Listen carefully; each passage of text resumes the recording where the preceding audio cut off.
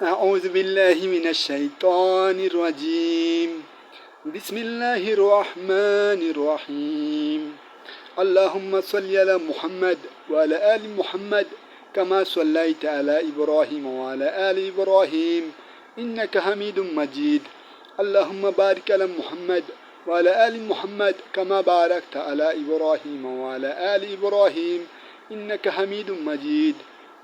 رب اشرح لي صدري ويسر لي أمري واحلل عقدة من লিসানি ইয়াফকাহু কওলি।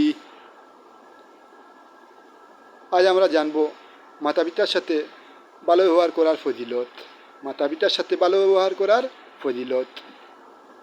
আল্লাহ রাব্বুল আলামিন পবিত্র কুরআনে বলেন, ওয়াসাইনাল ইনসানা বিওয়ালিদাইহি হামালাতহু উম্মুহু ওয়াহনান আলা ওয়াহনিন ওয়া ফিসালুহু ফি আমাইনি আন ইশকুর লি ওয়া লিওয়ালিদাইকা ইলাইয়াল মাসির। আমি মানুষকে তার মাতা পিতার সাথে সদ্ব্যবহার করার জোর নির্দেশ দিয়েছি। তার মাতা তাকে কষ্টের পর কষ্ট সহ্য করে গর্ভধারণ করেন, তার দুধ ছাড়ানো হয় 2 বছরে। নির্দেশ দিয়েছি যে আমার প্রতি এবং তোমার পিতামাতার প্রতি কৃতজ্ঞ হও, তারপর আমার দিকে তোমার ফিরে আসতে হবে। وإن جاهدك على أن تشرك به ما ليس لك به علم فلا تطعهما وصاحبهما في الدنيا معروفا واتبع سبيل من أناب إلي ثم إلي مرجعكم فأنبئكم بما كنتم تعملون। পিতামাতা যদি তোমাকে আমার সাথে এমন বিষয়কে শরীক স্থির করতে পিড়াপিড়ি করে যার জ্ঞান তোমার নেই, তবে তুমি তাদের কথা মানবে না এবং দুনিয়ায় তাদের সাথে সৎভাবে সহ অবস্থান করবে এবং যে আমার অভিমুখী হয় তার পথ অনুসরণ করবে। অতঃপর তোমাদের প্রত্যাবর্তন তো আমারই দিকে এবং তোমরা যা করতে আমি সে বিষয়ে তোমাদেরকে জ্ঞাত করব।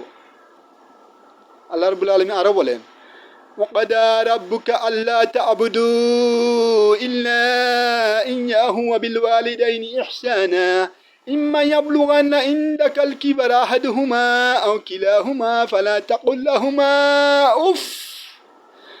تقل لهما أف ولا تنهرهما وقل لهما قولا كريما।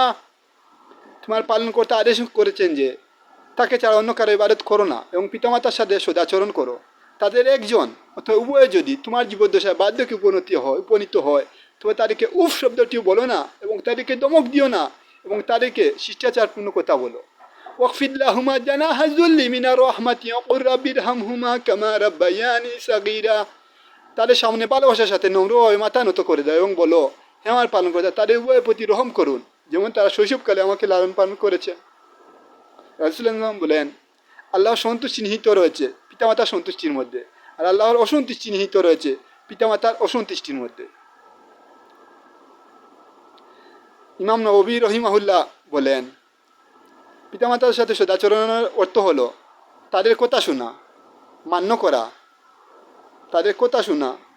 করা, দুঃখ না দেওয়া, খেদমত করা,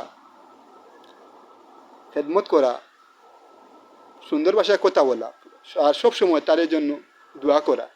ইবনে কাইয়িম রহিমাহুল্লাহ বলেন, আল্লাহর পর সবচেয়ে কৃতজ্ঞ হওয়ার দাবিদার হচ্ছে মাতা পিতা, আর তাদের অবাধ্যতা কবিরা গুনাহ। ইমাম গাজ্জালী রহিমাহুল্লাহ বলেন, পিতামাতার সাথে সুসম্পর্ক রাখা শুধু দুনিয়ার জন্য নয়, বরং আখিরাতে নাজাতের অন্যতম প্রধান চাবিকাঠি। ইবনে বাদ রহিমাহুল্লাহ বলেন, পিতামাতার সাথে সদাচরণ সমস্ত দুশ্চিন্তা দূর করার এবং যাবতীয় কাজ সহজ করার অন্যতম মাধ্যম। তাই আজ থেকে পিতামাতার সেবায় লেগে যাই। আসসালামু আলাইকুম ওয়া রাহমাতুল্লাহি ওয়া বারাকাতুহু।